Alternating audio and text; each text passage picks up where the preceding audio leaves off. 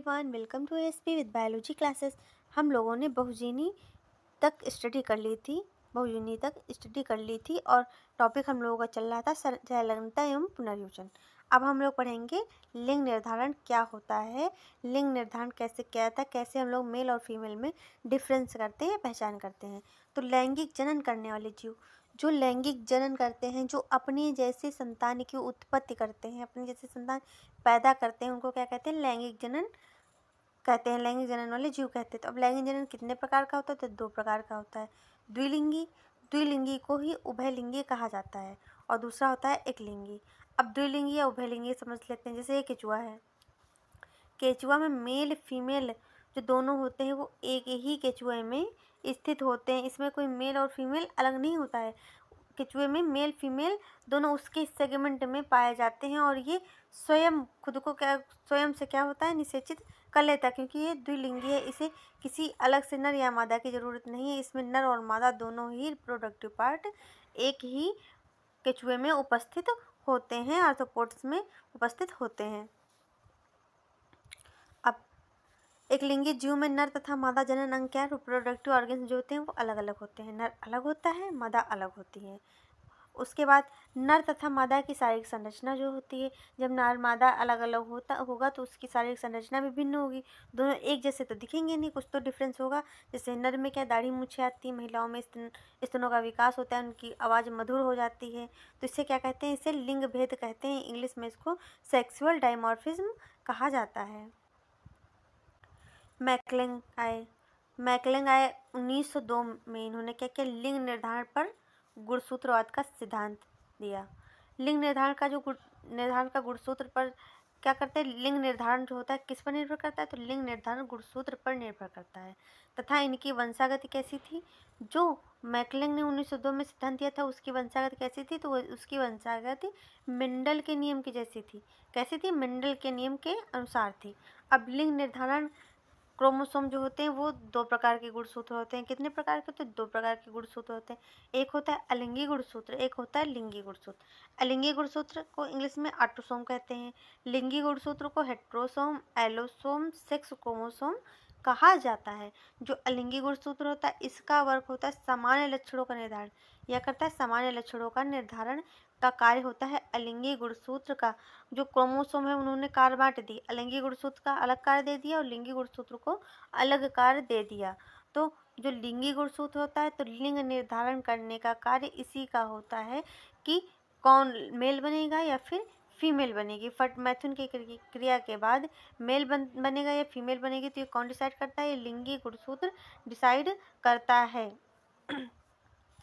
Henking 1819 में कीटों के गुणसूत्र का अध्ययन किया। हैंकिंग के पास, हम लोगों के पास तो कोई काम ही नहीं होता है, हम लोग फालतू काम अपना टाइम वेस्ट किया करते हैं। हैंकिंग ने क्या किया? 1819 में उन्होंने कीटों को ढूंढा, उन पे क्या किया? उनके गुणसूत्र पर अध्ययन किया। उनके गुणसूत्र पर क्या किया? अध्ययन किया। कीटों के जब स्पर्म निकले तो उसके बाद जब एग से जब वो फर्टिलाइज हुए तो स्पर्मेटोजेनेसिस की प्रोसेस में इन्होंने क्या देखा? जब वो स्पर्म निकले तो क्या हुई? स्पर्मेटोजेनेसिस की प्रोसेस हुई तो उसमें उन्होंने देखा कि कुछ तो जो स्पर्म थे उसमें क्या, उस स्पर्म के बीच में जो जेनेटिक मटेरियल था काफ़ी डार्क था और कुछ में क्या था? एब्सेंट था।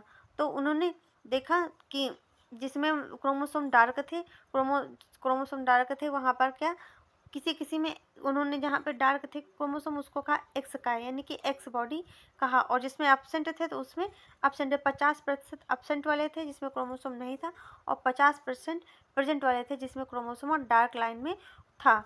तो इसी को जो एक्स काय बॉडी, जिसको एक्स बॉडी कहा, उसको ही क्या कहा गया? लिंग निर्धारण गुणसूत्र कहा गया। लिंग निर्धारण गुणसूत्र क्या होता है? ऐसे गुणसूत्र जो किसका निर्धारण करते हैं? लिंग का निर्धारण करते हैं कि बनने वाली संतति मेल होगी कि फीमेल होगी। ये किस पर होता है? तो लिंग गुणसूत्र पर निर्भर होता है। फर्स्ट पॉइंट है XO या XX प्रकार का लिंग निर्धारण। XO तथा XX प्रकार का लिंग निर्धारण क्या होता है? इस प्रकार के लिंग निर्धारण में मादाओं में लिंग क्रोमोसोम XX होते हैं। मादाओं में कैसे होते हैं? जो फीमेल होती हैं उनके पास तो XX होते हैं, आपको पता है। तथा जो नर होते हैं, जो नर होता है उनके पास क्या होता है? X होता है एक, और एक क्या होता है? शून्य होता है। शून्य X होता है, एक शून्य होता है। तो अब जो X होता है तो इस शुक्राणुओं में X क्रोमोसोम हो गया। और जो शून्य है उसमें क्या होता है, उसमें क्रोमोसोम नहीं होता है, क्रोमोसोम एब्सेंट होता है। उदाहरण के लिए कीटो, जैसे कुछ कीट होते हैं, काकरोच है, टिड्डा है तथा गोलक्रम है। इनमें क्या होता है, इनमें एक क्रोमोसोम एब्सेंट होता है, एक ही होता है एक्स। अब देखेंगे फीमेल लेंगे, क्या कीटों में क्या फीमेल लेंगे, काकरोच के ले लेते हैं, तो एक्स एक्स लिया, तो यहाँ पे अंड कितने बने, 2 बने। अंडे कितने बने, 2 बने। ये मादा के क्या बने, युग्मक बने। मादा के क्या, युग्मक बने। अब नर लिया गया, नर में एक ही एक्स है, क्या है, एक ही एक्स है। तो जब वो आगे जाकर के क्रिया करेगा तो यहाँ पे नर युग्मक बनेंगे, पर एक में नहीं बनेगा और एक में बनेगा। मादा में नर युग्मक लिया गया तो एक एक्स इससे आया और एक ओ इससे आया, तो एक्स ओ यहाँ पे बना। एक एक्स इससे आया और एक एक इससे आया, तो क्या एक्स एक्स बना। यहाँ पे फिर एक एक इससे आया, एक्स एक्स बना और एक्स ओ बना। तो मादा बनी 50%, नर बना 50%। ये हो गया इसका एवरेज। सेकेंड देखते हैं, एक्स एक्स या एक्स वाई प्रकार का निर्धारण। एक्स एक्स एक्स वाई प्रकार का निर्धारण कैसे होता है, तो कुछ कीट जैसे ड्रोसोफिला जो होता है उसमें कैसा, मनुष्य के जैसा जो होता है लिंग निर्धारण होता है। वह मनुष्य सहित सभी स्तनधारियों में क्या, जो मादाएं होती हैं उनमें समान गुणसूत्रों का मतलब होता है समयुग्म में मादा में एक्स एक्स होंगे, दोनों कैसे होंगे, समान होंगे। तथा नर में क्या होते हैं, असमान क्रोमोसोम होते हैं। उनमें एक्स तो एक तो एक्स होता है, पर दूसरा क्या होता है, वाई होता है। तो नर कैसा होता है, विषम युग्मजीव होता है, पाए जाते हैं। जिन्हें X X X X Y कहा जाता है, क्या कहा जाता है, एक्स एक्स एक्स वाई कहा जाता है। एक्स एक्स सम युग्मजीव है और एक्स वाई क्या है, विषम युग्मजीव है। अब ड्रोसोफिला और मनुष्य का दोनों का साथ में समझते हैं, क्योंकि दोनों का एक ही जैसे होता है। तो ड्रोसोफिला में 4 जोड़ी गुणसूत्र होते हैं। कितने होते हैं, 4 जोड़ी होते हैं। 3 जोड़ी अलिंगी गुणसूत्र होते हैं, जिनका क्या वर्क होता है, समान लक्षणों का निर्धारण करना। एक जोड़ी लिंगी होता है, जिसका कार्य क्या होता है, लिंग का निर्धारण करना कि बनने वाली संतान मेल बनेगी या फिर फीमेल बनेगी, इसका ये वर्क होता है। अब मनुष्य में देख लेते हैं, मनुष्य में कितने 23 जोड़े गुणसूत्र होते हैं। 22 अलिंगी होते हैं जो सामान्य लक्षणों को दर्शाते हैं, और एक क्या होता है, लिंगी होता है जो लिंग का निर्धारण करता है। अब ये एक ड्रोसोफिला हो गया और ये नर हो गया, तो दोनों क्या हो गए, दोनों नर हो गए। इधर दोनों क्या होगी, फीमेल हो गई। फीमेल के ऊपर हम लोग प्लस का निशान सिंबल लगाते हैं और इसके ऊपर ऐसे करके ऐसे लिखते हैं, हो गया। अब क्या कराया गया, इनके बीच में क्रॉस कराया गया या इनकी शादी करा दो। जब इनकी शादी हो गई तो ऊपर लाइन में हम लोग एक्स एक्स लिखेंगे, ऊपर फीमेल और साइड में मेल। फीमेल के आने के बाद जो होते हैं मेल तो बेचारे साइडिंग में हो जाते हैं, उनकी कंडीशन बहुत बेकार हो जाती है। तो अब एक्स एक्स से एक्स एक्स बना, मादा बनी। एक्स एक्स से फिर क्या बनी, मादा बनी। यहाँ पे एक्स वाई से एक्स वाई लड़का बना, यानी कि नर बना। यहाँ पे भी क्या, नर बना। तो यहाँ रेशियो आया 50% 50, मतलब आधे आधे नर और मादा बने, यहाँ पे निर्माण हुआ। मादा की जो विषम युग्मता होती है वो किसमें देखने मिलती है, अभी तक तो हम लोग देख रहे थे नर विषम युग्मजी होता है, पर जो मुर्गा होता है उनमें क्या, जो मुर्गी होती है वो क्या होती है, विषम युग्मजी होती है, और जो मुर्गा होता है वो सम युग्मजी होता है। इसमें इसमें हम लोग ये कह सकते हैं, इसमें लिंग निर्धारण का जो कार्य होता है वो किस पर होता है, मुर्गी पे होता है, क्योंकि मुर्गी के पास जेड और डब्लू है। ये निर्धारण करेगी कि होने वाली संतति क्या है, मुर्गा होगा या फिर मुर्गी होगी। इसमें हम लोग कह सकते हैं कि मुर्गी के ऊपर डिपेंड होता है कि आगे होने वाली संतान नर होगी या फिर मतलब मुर्गी होगी या फिर मुर्गा होगा। अब हम लोग टिड्डा में देखते हैं, किसमें देखते हैं, टिड्डा में देखते हैं। टिड्डा में देखते हैं, एक टिड्डी ली गई, एक टिड्डा लिया गया। टिड्डी क्या है, समयुग्मजी है, टिड्डा क्या है, विषमयुग्मजी है। दोनों से एक्स एक युग्मनज मिले, जाइगोट मिले। इसमें भी एक्स और शून्य मिला, तो इसमें 2 प्रकार के शुक्राणु मिले। इसमें एक प्रकार का अंड मिला। एक प्रकार का अंड का मतलब है एक्स एक्स, दोनों एक्स ही है, तो क्या, एक प्रकार का अंड मिला। तो यहाँ पे एक्स और एक्स से क्रॉस हुआ तो यहाँ पे टिड्डी बनी, और एक्स और ओ से क्रॉस हुआ, शून्य से क्रॉस हुआ, यहाँ पे क्या बना, टिड्डा बना। अब तीसरा हम लोग देखेंगे जेड जेड प्रकार का निर्धारण कैसे होता है। उससे पहले इसकी डिफिनेशन समझ लेते हैं, ये समझते हैं। पक्षियों व कुछ सरीसृपों के नर तथा मादा दोनों लिंगो सेक्स में 2 लिंग क्रोमोसोम होते हैं। सेक्स में क्या होते हैं? 2 लिंग क्रोमोसोम होते हैं, लेकिन इनमें मादाएं क्या होती हैं? विषम युग्मजी होती हैं। जैसे आपने भी मुर्गा और मुर्गी में देखा, मुर्गी क्या होती है? विषम युग्मजी होती है। वैसे मोर मोरनी होते हैं, कुछ पक्षी होते हैं, क्या होते हैं? विषम युग्मजी होते हैं। यह मादा विषम युग्मजी का उदाहरण है। यह क्या है? मादा विषम युग्मजी का एक बहुत अच्छा उदाहरण है। पक्षियों में मादा के लिए क्रोमोसोम को ZW से तथा नर के लिए ZZ से प्रदर्शित किया जाता है। जो पक्षी होते हैं, जो बर्ड्स होते हैं, उसमें फीमेल के लिए जो क्रोमोसोम प्रदर्शित करते हैं, जैसे हम लोग मनुष्यों में XX होता है फीमेल के लिए, तो यहाँ जो पक्षी होते हैं, बर्ड्स होते हैं, उसमें ZW होता है मादा के लिए, और नर के लिए क्या होता है? ZZ होता है। तो ZZ ये समयुग्मजी है, ZW क्योंकि इसमें अलग अलग है, तो ये विषम युग्मजी है। आप दोनों का शादी करा दो, दोनों की शादी करा दो, दोनों में क्या? क्रॉस करा दो, संकरण करा दो, मैथुन की प्रक्रिया करा दो। तो ऊपर हम लोगों ने ले लिया पुरुष नर ले लिया, नीचे ले ली मादा। अब ZZ का जब होगा तो ZZ बनेगा, यानी कि नर बनेगा। यहाँ पे भी नर बनेगा। फिर ZW का होगा तो ZW बनेगा, और ZW यहाँ पे मादा बनेगी। तो यहाँ पे रेशियो कितना है? 50% 50 है। 50% नर होंगे और 50% मादाएं होंगी। अब ये समझते हैं। विषम युग्मजी मादा है। मादा कैसी है? मादा है विषम युग्मजी। और नर कैसा है? समयुग्मजी है। तो मादा से 2 प्रकार के अंडे मिलेंगे, Z और W मिलेगा, और नर से एक ही प्रकार का शुक्राणु मिलेगा। तो यहाँ पे जब Z और Z का क्रॉस होगा तो यहाँ पे क्या? नर मुर्गा बनेगा। क्या बनेगा? नर मुर्गा बनेगा। और यहाँ Z और W से जब क्रॉस होगा तो यहाँ मादा मुर्गी का निर्माण होगा। इतना आप लोगों को क्लियर हुआ तो कमेंट करके ज़रूर बताइए। अब आगे देखते हैं। अब हम लोग पढ़ेंगे अनिषेक जनन क्या होता है। अनिषेक जनन क्या होता है, इसको अनिषेक जनन और लिंग निर्धारण पढ़ेंगे। तो लिंग निर्धारण वह प्रक्रिया है जिसके द्वारा यह निश्चित होता है कि एकलिंगी जनन में लैंगिक जनन के द्वारा उत्पन्न होने वाली संतान नर होती है अथवा मादा होती है। इसका कहने का मतलब ये है कि लिंग निर्धारण वह एक प्रक्रिया है जिसमें क्या ये निश्चित होता है कि जब मेल और फीमेल की जब शादी हुई, उसके बाद जब मैथुन की प्रक्रिया हुई, तो उसमें लड़का होगा या फिर लड़की होगा। तो यह निर्धारण कौन करता है? यह लिंग निर्धारण करता है, और यही प्रक्रिया क्या कहलाती है? लिंग निर्धारण कहलाती है। और जिसमें बिना निषेचित हुआ अंडा निषेचित ना हो, अंडा क्या? जो एग है, एग को स्पर्म फर्टिलाइज ना करे और ऐसे ही वो क्या वयस्क में बदल जाए, उसे क्या कहते हैं? अनिषेक फलन, अनिषेक जनन कहते हैं, सॉरी अनिषेक जनन कहते हैं। अगर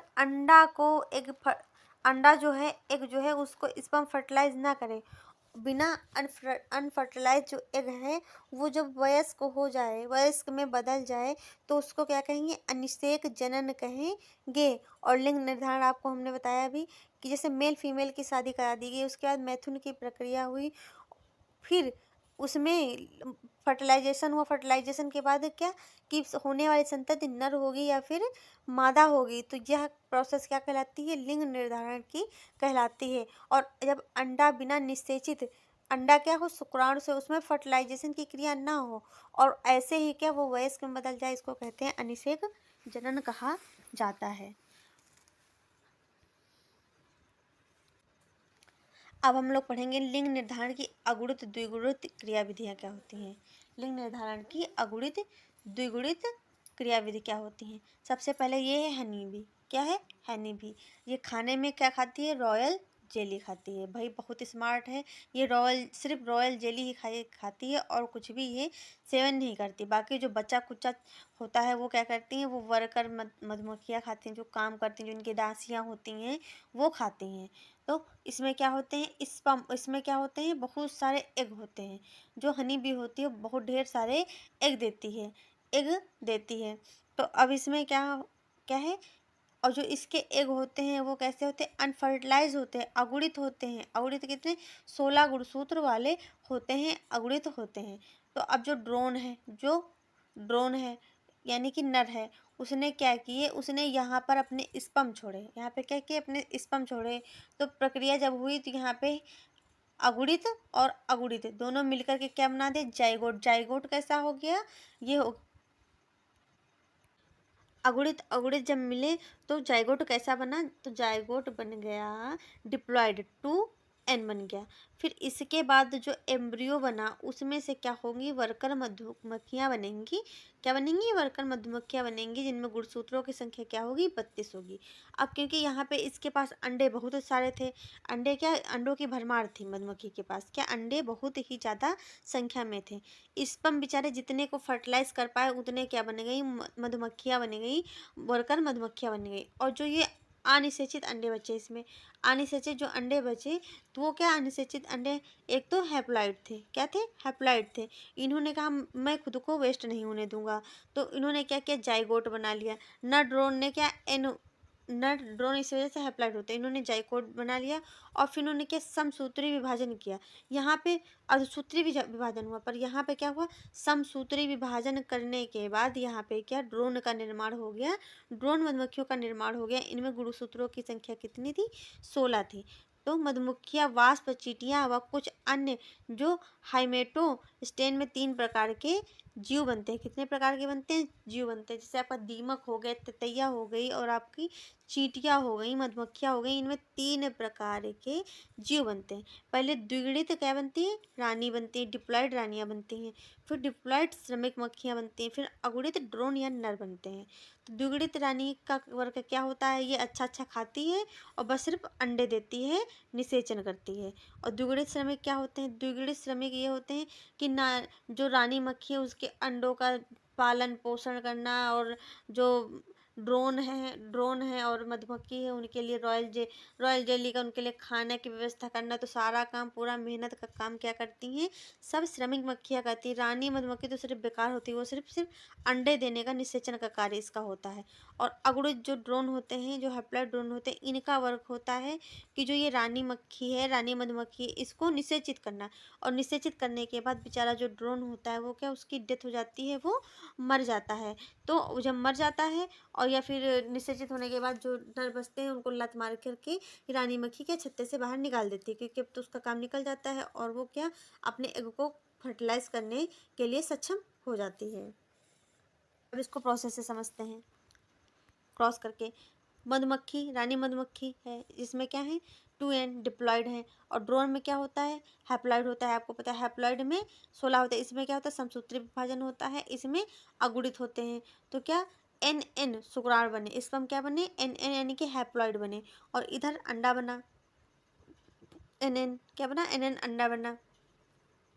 अंडे से एक अंडा इधर आया, क्या हुआ, एक अंडा इधर आया, यहाँ पे अर्धसूत्री विभाजन हुआ, यहाँ पे क्या हुआ, समसूत्री विभाजन हुआ। एक एन इधर आया, एक इधर आया। तो जब इधर आए ये युग्मक आए यहाँ पे, तो बना क्या, निषेचन के द्वारा बना यहाँ पे जाइगोट 2n बना, जो कि डिप्लॉयड था। तो इससे क्या हुआ, हो गया, मादा निर्माण हुआ। क्या हुआ, मादा निर्माण हुआ, मादा का निर्माण हुआ। मादा में या तो फिर रानी मक्खी बनेगी या फिर श्रमिक मधुमक्खियाँ बनेगी। अब श्रमिक मधुमक्खियाँ क्यों बनती हैं, तो जैसे कि जिन मधुमक्खियों में जो जिन मधुमक्खियों में जनन क्षमता नहीं होती, जनन अंग पूर्णतः विकसित नहीं होते हैं, वो क्या बन जाती, सारी श्रमिक बन जाती। जब उनके जनन अंग ही पूर्णतः विकसित नहीं है तो अंडे कहाँ वो दे पाएंगी। और जिनमें जनन अंग अच्छे से विकसित होते हैं वो क्या बन जाती हैं, रानी मक्खी बन जाती हैं। अब यहाँ पे क्या, एक एन बचा था, एक हैप्लॉइड एन बचा था। वो क्या, अनिषेचित अंड जो होता है, जो इसको कहेंगे हैप्लॉइड यानी कि अनिषेचित अंडा, इसका निषेचन नहीं हुआ, इससे स्पर्म क्या, स्पर्म फ्यूज नहीं हुआ है। तो ये क्या करेगा, समसूत्री विभाजन द्वारा नर का निर्माण कर लेगा। तो इसको क्या कहेंगे, अनिषेक फलन या अनिषेक जनन कहा जाएगा। आप समझते हैं उत्परिवर्तन या म्यूटेशन क्या होता है। उत्परिवर्तन या म्यूटेशन क्या होता है, उत्परिवर्तन वह प्रक्रिया है जिसमें क्या, डीएनए में क्या होता है, बदलाव आ जाता है। जो डीएनए होता है उसमें क्या, बदलाव आ जाता है। जब डीएनए बदल जाएगा तो इंसान के जीनोटाइप फिनोटाइप, बाहर से दिखने में भी वो चेंज हो जाएगा और उसके क्या, जीन से भी चेंज हो जाएंगे। ये या तो फिर पुनर्योजन में होता है कि इंसान में क्या हो, उसमें उसके डीएनए चेंज हो जाए, जिससे क्या हो जाए, उसके शरीर में विकृति आ जाए। या फिर क्या, पुनर्योजन में होता है, दूसरी प्रोसेस क्या है, पुनर्योजन है, और एक क्या है, म्यूटेशन है, जो कि हम पढ़ रहे हैं। जो प्रक्रिया में क्या होता है, विविधता लाती है, डीएनए में क्या करती है, विविधता लाती है। जैसे कि ये गुणसूत्र है, इसमें से ऊपर के क्रोमोसोम जो जीन है, जो बेस क्षार है, वो क्या हट जाएँ या फिर बढ़ जाएँ, तो क्रोमोसोम में क्या होता है, बदलाव हो जाता है। तो क्रोमोसोम जो विघटन क्या होता है, जन्म देता है, विघटन को जन्म देता है, इसे क्रोमोसोमल विघटन कहा जाता है। इससे क्या कैंसर उत्पन्न होता है। आप समझेंगे उत्परिवर्तन के कारण क्या होते हैं। उत्परिवर्तन के कारण क्या होते हैं, पहला होता है भौतिक कारण, दूसरा होता है रासायनिक कारण। अब भौतिक कारण क्या होता है, आपने सुना होगा बार बार एक्सरे नहीं कराना चाहिए, बार बार अल्ट्रासाउंड नहीं कराना चाहिए। तो क्यों नहीं कराना चाहिए, क्योंकि इससे गामा रेस निकलते हैं, जिनको एक्सरेज भी कहते हैं। ये पराबैंगनी किरणें होती हैं, जो गामा रेस होती हैं, पराबैंगनी किरणें होती हैं, ये क्या करती हैं, हमारे क्रोमोसोम में जो हमारे जीन होते हैं उनमें बदलाव ला देती हैं। हमारे जीन जो जेनेटिक मटेरियल होता है, जो जीन होते हैं, वो क्या है, उनमें चेंजमेंट कर देती हैं, और इससे क्या होता है, कैंसर भी होता है। अब सोच लो कि ओजोन परत में थोड़ा सा छेद है, उससे पराबैंगनी किरणें आती है, तो कितना लोगों को नुकसान होता है। और जब डायरेक्ट जाकर के हम पराबैंगनी किरणों को ग्रहण कर रहे हैं, तो हमारे सेल्स को क्या करेंगी, नष्ट कर देंगी। अब रासायनिक क्या होता है, धूम्रपान जैसे करना, ड्रिंक कर रहे हो, दारू पी रहे हो, दारू गांजा पी रहे हो और सिगरेट पी रहे हो, तो इससे क्या होगा, इससे जो धुआं निकलेगा उससे क्या होगी, सेल जो होंगी वो सेल को हार्म पहुंचेगा, नुकसान पहुंचेगा। जब उसकी क्षति होगी तो क्या होगा, सेल में कैंसर की संभावना हो जाएगी, जिसको मुंह का कैंसर कहते हैं। क्या कहते हैं, मुंह में कैंसर हो गया, गले में कैंसर हो गया। तो ये अब उत्परिवर्तन के प्रकार क्या होते हैं, तो उत्परिवर्तन के जीन उत्परिवर्तन होता है, क्रोमोसोमल उत्परिवर्तन होते हैं। जीन उत्परिवर्तन का मतलब क्या था, साफ ही समझ में आ रहा है, जीन में बदलाव। जीन उत्परिवर्तन यानी कि उत्परिवर्तन का मतलब होता है चेंजमेंट। उत्परिवर्तन का मतलब क्या होता है, चेंजमेंट, बदल जाना, उत्परिवर्तन हो जाना। और किस में बदलाव, जीन में बदलाव। तो जीन में बदलाव, जीन में उत्परिवर्तन यानी कि जीन में बदलाव। पहला है बिंदु उत्परिवर्तन, दूसरा है फेम उत्परिवर्तन। तो डीएनए बिंदु उत्परिवर्तन क्या होता है, डीएनए के क्षार में परिवर्तन। डीएनए के क्या जो क्षार होते हैं, नाइट्रोजन क्षार जो होते हैं, उनमें जब परिवर्तन हो जाता है तो वो क्या होते हैं, बिंदु उत्परिवर्तन होते हैं। फ्रेम शिफ्ट उत्परिवर्तन क्या होते हैं, डीएनए के नाइट्रोजन क्षार जब बढ़ जाएं, क्या हो जाएं, बढ़ जाएं या घट जाएं, एकदम से बढ़ जाएं या फिर घट जाएं, तो उसको क्या कहते हैं, फ्रेम शिफ्ट उत्परिवर्तन। यानी कि वो फ्रेम में जो है, डीएनए का जो फ्रेम है उसमें शिफ्ट नहीं हो पा रहे हैं, उसमें नहीं आ पा रहे हैं, या तो वो फिर बढ़ गए हैं या फिर वो बहुत ही कम हो गए, जिससे क्या हो गया, फ्रेम शिफ्टिंग खराब हो गई, तो इसको कहेंगे फ्रेम शिफ्ट उत्परिवर्तन।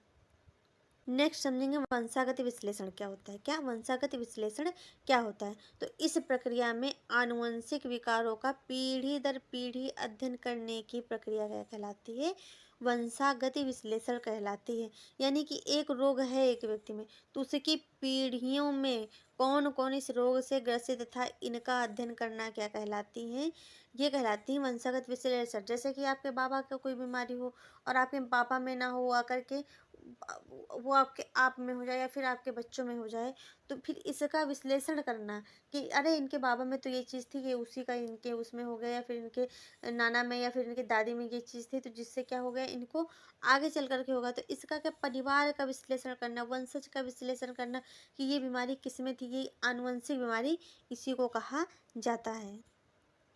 कई पीढ़ियां तक जारी लक्षणों के ऐसे विश्लेषण को वंशावली विश्लेषण कहा जाता है। कई पीढ़ियां, दादा दादा दादा के दादा, फिर हमारी पीढ़ी, फिर आगे वाली जनरेशन जो होती है, तो इन पीढ़ी दर पीढ़ी जब इसका विश्लेषण किया जाता है तो इसको वंशावली, वंशावली मतलब वंशों के जो वंश हो रहे हैं, एक ये वंश जो गुजर गया, वो वंश जो आएगा, वो वंश, तो सारे वंशों का क्या विश्लेषण करना है, तो इसको क्या कहा जाएगा, वंशावली कहा जाएगा। और इसकी जो वंशावली क्या होता है, इसको फैमिली ट्री भी कहते हैं। फैमिली ट्री, पहले दादा आए, दादा के बाद पापा आए, पापा के बाद उनके बच्चे आए, फिर उनके बच्चे आए, फिर उनके बच्चे आए, तो क्या ये फैमिली ट्री, एक परिवार के फैमिली ट्री जैसा बन जाता है। तो क्या इसका जो इसके लक्षण होते हैं, पीढ़ी दर पीढ़ी क्या ट्रांसफर होते रहते हैं, और इन्हीं का क्या होता है, विश्लेषण करना होता है।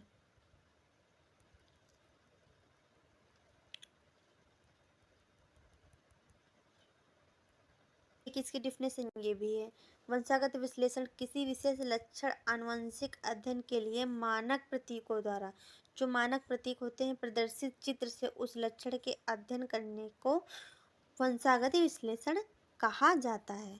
अब हम लोग समझेंगे मेंडलीय विकार क्या होते हैं। तो मेंडलीय विकार या क्रोमोसोमल विकार क्या मेंडलीय विकार कहेंगे या फिर इनको क्रोमोसोमल विकार कहेंगे। तो मेंडलीय विकार वे हैं जो उत्परिवर्तन, जो म्यूटेशन होता है, जो जीन्स में या गुणसूत्र में जो चेंजमेंट होता है के द्वारा एकल जीन का निर्धारण करते हैं। किसका निर्धारण करते हैं? एकल जीन का निर्धारण करते हैं। यह जीन डीएनए क्रोमोसोम में क्या करता है? विकृति के आनुवंशिक विकार विकृति कर देता है और आनुवंशिक विकार उत्पन्न कर देता है। आनुवंशिक विकार क्या होते हैं? पहला मेंडलीय विकार है, दूसरा क्या है? क्रोमोसोमल विकार। तो मेंडलीय विकार में जीन डीएनए में क्या होता है? उत्परिवर्तन हो जाता है, म्यूटेशन हो जाता है। तो कौन कौन से रोग होते हैं? पहला होता है हीमोफीलिया, दूसरा वर्णांधता, तीसरा दात्र कोशिका रक्तता, तीसरा फिनाइल कीटोन्यूरिया, पांचवा है थैलोसीमिया। तो ये जो दो ऊपर के हैं तो ये लिंग संलग्न अप्रभावी विकार हैं। तो तीन नीचे के हैं ये अलिंग क्रोमोसोमल अप्रभावी विकार हैं। सबसे पहले देखेंगे हीमोफीलिया। एक्स लिंग संलग्न अप्रभावी विकार जीन है। जो एक्स लिंग संलग्न होता है वो अप्रभावी जीन विकार होता है, जीन विकार होता है। अब एक्स लिंग का मतलब क्या है? ये एक्स पर क्या होता है? पूरी तरीके से प्रभावित नहीं होता है, ये वाई पे प्रभावित होता है।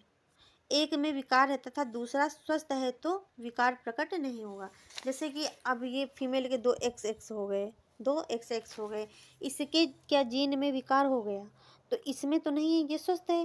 तो जो इसके विकार हैं इसको ये अच्छा प्रोटीन निकाल करके इसको क्या कर लेगा? कवर कर लेगा। अब मेल में जैसे है तो मेल में क्या एक ही एक्स होता है? मेल में क्या है? मेल में एक ही एक्स होता है और एक वाई होता है। अगर इसमें विकार उत्पन्न हो गया तो क्या दूसरा तो एक्स है नहीं कि जो प्रोटीन बना के इसके विकारों को कवर कर ले। तो यहाँ पे क्या होगा? ये प्रभावित हो जाएगा। तो इसी वजह से क्या होती है? हीमोफीलिया रोग में क्या होता है? खून की कमी हो जाती है। खून की कमी क्यों होती है? हीमोफीलिया में अगर कट गया या फिर कुछ चीरा लग गया या फिर आपकी मासिक धर्म जो होता है, मेंस्ट्रुअल जो साइकिल होती है, उसके उसके द्वारा क्या होता है कि खून जमता ही नहीं, खून का थक्का ही नहीं बनता, लगातार खून बहता चला जाता है, बहता चला जाता है। तो इसमें क्या मृत्यु भी हो जाती है। महिलाएं, अधिकतर महिलाओं को ये नहीं होता है क्योंकि महिलाएं इसकी वाहक होती हैं। महिलाएं इसके वाहक बीमारी फैलाने का कार्य कौन करती हैं यहाँ पे? तो महिलाएं करती हैं। उदाहरण के लिए हीमोफीलिया के जो जीन्स होते हैं, रखने वाली मादा सामान्य पुरुष से विवाह करती है। अगर जो हीमोफीलिया से ग्रस्त जो महिला है, ग्रस्त नहीं सॉरी हीमोफीलिया की जो वाहक कैरियर जो महिला है, वो स्वस्थ व्यक्ति से अगर शादी करती है, स्वस्थ व्यक्ति से उसकी शादी होती है तो उनकी संतान पुत्रियां समान तथा क्या होंगी? वाहक होंगी। समान तो होंगी, पुत्रियां समान तो होंगी पर क्या वाहक का कार्य करेंगी। इसमें रोग स्पष्ट नहीं होता है, रोग स्पष्ट नहीं होता है हीमोफीलिया में। रोग स्पष्ट क्योंकि कैरियर का है, वाहक का कार्य करेंगी तो वो स्पष्ट नहीं पता चलता है। देख करके कोई थोड़ी ना बता सकता है कि इनको हीमोफीलिया है। तो के जीन अप्रभावी होते हैं क्योंकि हीमोफीलिया के जीन अप्रभावी होते हैं, वो दिखते नहीं है, छुप जाते हैं महिलाओं में।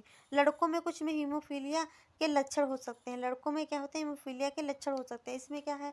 अगर लड़कों में हीमोफीलिया हुई तो उनका बार बार ब्लड निकाल करके चढ़ाना पड़ता है और बेचारों को बहुत दिक्कत होती है और कभी कभी तो उनकी मृत्यु भी हो जाती है।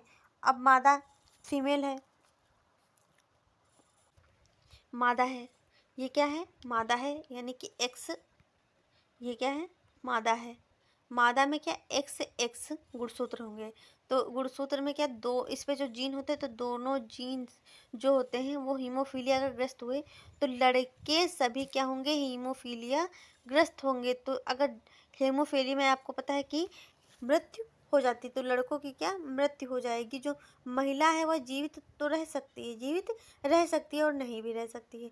और लड़कियां क्या होंगी? उसकी वाहक होंगी। हीमोफीलिया के वाहक का कार्य कौन करेंगी? लड़कियां करेंगी। अब इनकी चलो शादी कराते हैं। शादी कराने का एक क्या है? कैरियर जो महिला है, जो हीमोफीलिया की वाहक महिला है, उसकी जो शादी एक स्वस्थ पुरुष से करा दी गई। जब शादी करा दी गई तो मैथुन की क्रिया हुई। मैथुन क्रिया के बाद जब अंडा निषेचित हुआ, इसके पास एक्स वाई है, इसके पास एक्स एक्स है। जब निषेचित हुआ तो एक बार एक्स एक्स बना, क्या बना? एक्स एक्स बना। और बार एक बार फिर एक्स एक्स बना। एक एक्स एक्स यहाँ पे एच, यहाँ पे एच लगा लीजिए, एक्स एक्स एच एक्स कर लीजिए। यहाँ पे एक जो लड़की बनी, संतति बनी, वो स्वस्थ होगी। एक क्या होगी? वाहक का कार्य करेगी, कैरियर का कार्य करेगी। और एक लड़का स्वस्थ होगा और एक जो लड़का होगा वो हीमोफीलिया ग्रस्त होगा, बेचारा क्या हो जाएगी? उसकी मृत्यु हो जाएगी। तो महारानी विक्टोरिया जो थी पहली हीमोफीलिया ग्रस्त महिला थी। पहली क्या हीमोफीलिया ग्रस्त महिला कौन थी पूछा जाए तो महारानी विक्टोरिया थी, और इनके जो वंशज थे इन्होंने हीमोफीलिया का वाहक का कार्य किया था, कैरियर का कार्य किया था। अब वर्णांधता क्या होती है, वर्णांधता समझते हैं। तो यह लिंग संलग्न अप्रभावी विकार है। कैसा विकार है? अप्रभावी विकार है। यह भी कैसे हीमोफीलिया के जैसा सेम टू सेम होता है। इसमें भी महिलाएं क्या होती हैं, वाहक का कार्य करती हैं। किसका कार्य करती हैं? वाहक का कार्य करती हैं। महिलाओं पे प्रभावी नहीं होता है, अप्रभावी रहता है। यह विकार लाल अथवा हरे रंग जो होते हैं उनमें क्या करता है, कलर में पहचान नहीं हो कर पाता है। इसको कलर ब्लाइंडनेस भी कहा जाता है। ग्रसित जो नर होते हैं वो 8% होते हैं। कितने होते हैं? 8% होते हैं। और जो महिलाएं ग्रसित होती हैं वो 0.4% ग्रस्त होती हैं, फिर 0.4% कहेंगे ग्रसित होती हैं। विषम युग्मजी जो होते हैं, जननी स्वयं क्या होती है? विषम युग्मजी जो जननी होती है वो स्वयं क्या वर्णांत नहीं होती है। नर में XY क्रोमोसोम होते हैं, आपको पता है। तो X जो है वो गुणसूत्र क्या विकृत हो जाता है, जिसमें पुरुष क्या होता है, रोग से ग्रसित हो जाता है। XY है और X बिगड़ गया। जब X बिगड़ गया तो बच्चा तो एक ही ना, तो पुरुष क्या हो जाएगा भाई, Y तो सपोर्ट X को कर नहीं पाएगा। अगर X होता तो X दूसरा X क्या प्रोटीन बना देता उस X की, तो उसके लक्षण क्या होते, कवर हो जाएंगे। अब Y क्या करेगा? वो कहेगा मैं तो अपना खाना बनाऊंगा, मैं तुम्हारा क्यों बनाऊं। भाई यही समझ लो कि तुम अपना बनाओ, मैं अपना बनाऊंगा। अगर दोनों सगे सगे हैं, जुड़वा हैं या बहन बहन है, तो क्या भाई भाई हैं तो दोनों शेयर कर लेंगे। पर यहाँ पे वही नहीं शेयर करने वाला। तो एक्स के जब क्रोमोसोम क्या होता है, विकृत हो जाता है, तो पुरुष क्या होते हैं, वर्णांधता से ग्रसित हो जाते हैं। मादा में अगर एक्स एक्स दोनों क्रोमोसोम या दोनों गुणसूत्र विकृत होंगे तो मादा रोग से ग्रसित होगी। क्या होगा? अगर दोनों एक्स एक्स विकृत होंगे तभी मादा क्या होगी, रोग से ग्रस्त होगी। अन्यथा अगर जो एक ही विकृत हुआ है तो दूसरा प्रोटीन बना के क्या कर लेगा, इसको कवर कर लेगा, और मादा तब क्या किसका कार्य करेगी, तब वाहक का कार्य करेगी, कैरियर का कार्य करेगी। यहाँ पे रोग ग्रसित नर है और स्वस्थ महिला है। तो इसके पास XY है, इसके पास XX है। तो इससे जो संतति, जब इनकी शादी कराई गई, इनके बीच निषेचन हुआ, मैथुन की प्रक्रिया हुई, तो यहाँ पे क्या XX है और XY, ये Y बनी हुई है, Y है, XY है, तो यहाँ पे 2 लड़की बनी और 2 लड़के बने। 50-50% का कार्य हुआ। तो लड़कियां यहाँ किसका कार्य करेंगी, वाहक का कार्य करेंगी। अब इधर से समझ लेते हैं, इधर से समझ लेते हैं। इसमें क्या है, जब शादी कराएगी तो एक जो लड़का हुआ वो क्या है, पूर्णतः ग्रसित है। और यहाँ पे जो आधा कलर हुआ है, आधा कलर का मतलब है ये वाहक है। क्या है? वाहक है, और ये स्वस्थ होंगे। ये हमारी बुक में वंशावली का दिया हुआ है डायग्राम। क्या दिया है? वंशावली, मानव की वंशावली का विश्लेषण का ये चित्र दिया हुआ है। तो समझते हैं, एक नर है, एक मादा है। क्या हुआ? उनके बीच क्या हुआ, शादी करा दी गई। शादी कराने के बाद अगर दूर दूर के हैं तो उसमें एक लाइन बनेगी। क्या होगा? एक लाइन बनेगी। शादी कराने के क्या, मैथुन की प्रक्रिया हुई। मैथुन की प्रक्रिया हुई तो उसके बाद क्या हुआ, एक लड़का बना, एक लड़की बनी। फिर एक लड़का बना, एक लड़की बनी। फिर नर शिशु वाले जनक रोग को क्या होगा, फिर जब इनकी शादी हुई तो यहाँ पे एक वाहक होगा और 5 क्या होंगे, प्रभावित होंगे। अगर जिसमें 2 लाइन है इसका मतलब है उन्हीं के रिश्तेदारों में शादी हुई, पास के ही लोगों में शादी हुई, तो यहाँ पे क्या होंगे, 2 लाइनें बनाई जाएंगी। तो नर और मादा की जब शादी कराई गई तो उसमें प्रभावित कौन होंगे, तो उसमें तीनों क्या होंगे, प्रभावित होंगे। उनमें मैथुन की प्रोसेस हुई। अगर रिश्तेदार आसपास के हैं तो उनमें 2 लाइनें बनेंगी। क्या बनेंगी? बीच की क्या, 2 लाइनें बनेंगी। कि दूर का है तो 1 लाइन बनेगी। तो उनमें जब क्या संतति हुई तो पहले तो ये कैरियर का कार्य करेंगी, उसके बाद में क्या हो जाएंगी, संक्रमित हो जाएंगी। और 5 क्या होंगी, प्रभावहीन संतति होंगी। 5 प्रभावहीन संतति होगी और बाकी क्या, प्रभावी संतति होगी। अगर आपको हमारी क्लास अच्छी लगी तो हमारे चैनल को लाइक एंड सब्सक्राइब करें, ज़्यादा से ज़्यादा शेयर करें। Thanks for watching. कल हम लोग ये चैप्टर कंप्लीट कर लेंगे।